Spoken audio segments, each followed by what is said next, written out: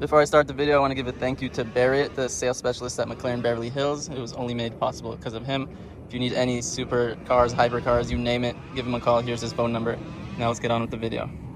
Checking out this Bugatti Chiron, $2.9 million. And this was a press car, so it has 16,000 miles, which is, I think, the highest mile Bugatti Chiron out there. This was at like Pebble Beach. This was at pretty much everything. There's a crazy Senna too. And the cool thing about this Senna is they blacked out these little windows so you can't see your legs, which I don't even know why they have that feature. But I'm in love with this thing. I wish I had this car. Look at the fucking exposed carbon. Insanity. But I'm here to drive that one, 750. See how it goes. Oh, look at that screen. Oh, that's cute. Very cool.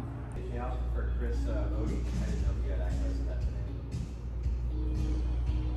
Okay. Got it. Oh, I just meant because she already has all the info. So I just need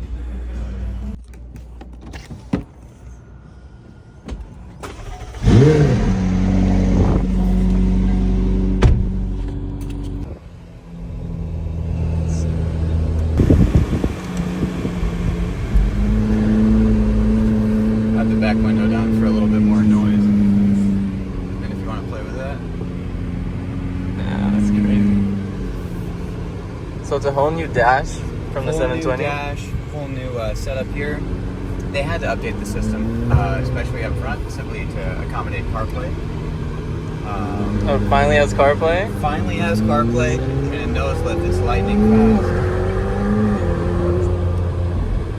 McLarens are so fast, it's insane.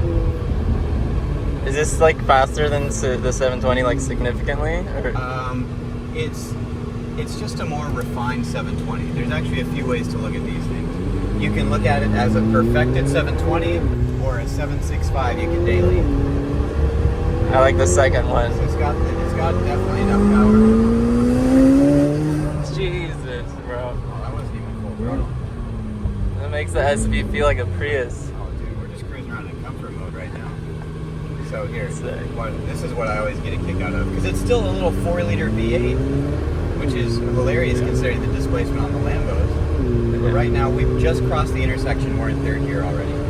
You don't feel a single thing. There's forward there. It's so comfortable, it's insane. Not like the single clutch on the SV. Oh, yeah. A little bit different. These are cool. Yeah, this one's dedicated for the driver, so that way you can flip that one wherever you need to go. But yeah, fifth gear, 32 miles an hour. If you can keep your foot out of it and just cruise, you can get about 26 miles per gallon. That's what I actually experienced when I delivered one to San Diego. And you can everywhere. Reflection. And it's so comfortable. Yeah. It's crazy how comfortable this car is. And obviously you can do carbon fiber, but all this is actual metal. Obviously the exposed carbon on the A-pillars. Yeah. And all of this is reinforced. The exterior carbon for the side sill, that's all just dressing. But you're sitting in the kind of mono cage 2 system. The downshifts are more immediate on track mode? It's not necessarily, it depends on how you're driving. So if I'm in track mode and I'm driving it more aggressively, the car's going to respond that way. If I'm in comfort mode and I'm trying to drive more aggressively, you kind of have to be in the right RPM range, usually paddles. But in track mode, if you're like, okay, I'm really heavy on the throttle, the car's going to hold those RPMs. Like I'll show you, kind of give you an example as we pull away from here. If I'm just like a little bit harder, the car will kind of hold it a little bit longer, as opposed to track mode. If I'm really heavy on the gas, it's going to hold it all the way up to red line. So see, easy kind of pulling away, and then it's already shifting. And if I stay on it a little bit longer, it'll hold. But if I go into like track, and then if I go back for it, it'll hold it more.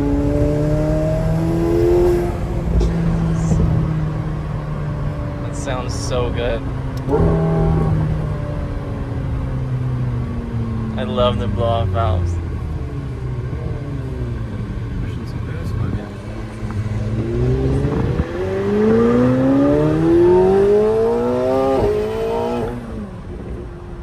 That's crazy. Yeah, versing the SV, that would be like gone in the dust.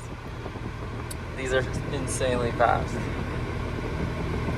This needs an exhaust. So, good. McLaren doesn't build a car for, I mean, the pops and some of the bangs out of the 750 are a little bit better than the 720 for sure. But it's all about performance. It's like, nope, we're just trying to make this as fast as fucking possible. And that's why nothing beats this. Go for it. Yeah. Like, it doesn't have, like, personality like the SV, but it can kill anything if you want to race. Oh, it's just, yeah. Oh, by the way. Dude, I thought you went full force up there. This is like a whole other level. No, we're just tooling around before. Insane. It's a nice leisurely drive.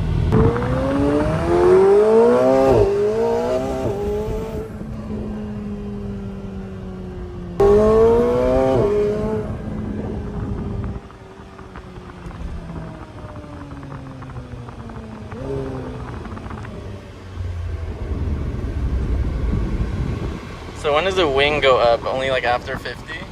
It's not necessarily on a specific speed. The car is all dialed in under all the electronics, so it's actually saying, okay, it's like how fast is he going, but also how much brake pressure is he applying. Interesting. So if you're like putting a lot of brake, then it'll start helping you? Correct, yeah. And especially coming down from high speeds, the stability of that is just awesome.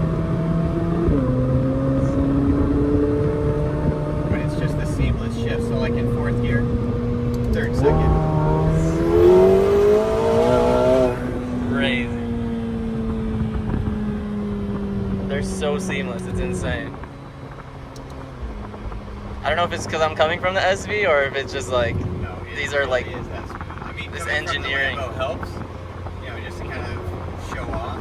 But at the end of the day, it's just like, yeah, there's a lot going on. The suspension on this is so well dialed in comparatively to the even the 720.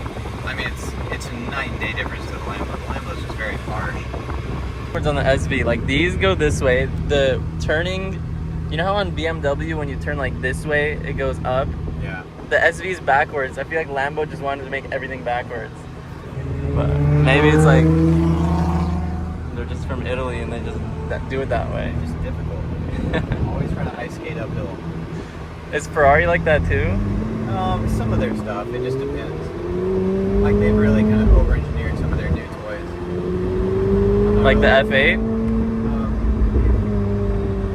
on, guys. They're going just far enough. Okay, let's go.